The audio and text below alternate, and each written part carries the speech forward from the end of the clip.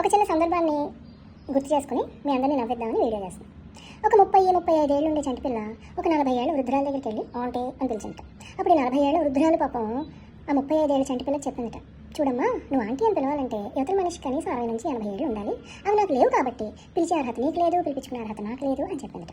Cut చేస్తే మరొక సందర్భంలో ఇదే 35 ఏళ్ళు ఉండేటువంటి చంటిపిల్ల ఈ 40 ఏళ్ళ వృద్ధురాల దగ్గరికి వచ్చి మళ్ళీ ఆంటీ అని పిలిచి వెంటనే, ఓహ్ మీకు నచ్చదు కదా నేను ఆంటీ అని పిలిస్తే, మేడం అని చాలా సర్కాస్టిక్గా వెటకారం చేసిందట. పాప ఈ 40 ఏళ్ళ వృద్ధ యువతి బాధపడి నాకు కాల్ చేసింది, అసలు దీన్ని ఎలా తీసుకోవాలి అని. ఓ పిచ్చిదానా, ఇది ఒక న్యూ ట్రెండే. మన వయసు తగ్గించుకోవడం కోసం మన వయసులో ఉండేటువంటి ఇంకొకరిని ఆంటీ అని పిలిస్తే మన వయసు ఆటోమేటిక్గా తగ్గిపోతుంది కదా, ఆ ట్రెండే ఇప్పుడు నడుస్తుంది. సో నాకేమనిపించిందంటే ఒక ఆంటీ ఇంకొక ఆంటీ దగ్గరికి వెళ్ళి ఆంటీ అని పిలిచినట్టుగా అనిపించింది. దీనికోసం పెద్ద బాధపడక్కర్లేదు, this is the new trend అని చెప్పా. నువ్వు కూడా వెళ్ళి నీ వయసులో ఉన్నవాడిని ఆంటీ అని పిలు, లేకపోతే ఎవరైతే నేను ఆంటీ అని పిలిచారో వాళ్ళని వెళ్ళి ఆంటీ అని పిలు అని సలహా ఇచ్చానమాట. హే సునీత, అనిత, వనిత, రస్మిత, ఈ వీడియో నీకోసమే. మీకు కూడా ఇలాంటి సందర్భాలు ఎదురైతే కింద కామెంట్ సెక్షన్లో కమెంట్ చేయండి. ఎవరిని పడితే వాడిని ఎప్పుడు పడితే అప్పుడు అంటే అని పిలవకండి, ఓకేనా?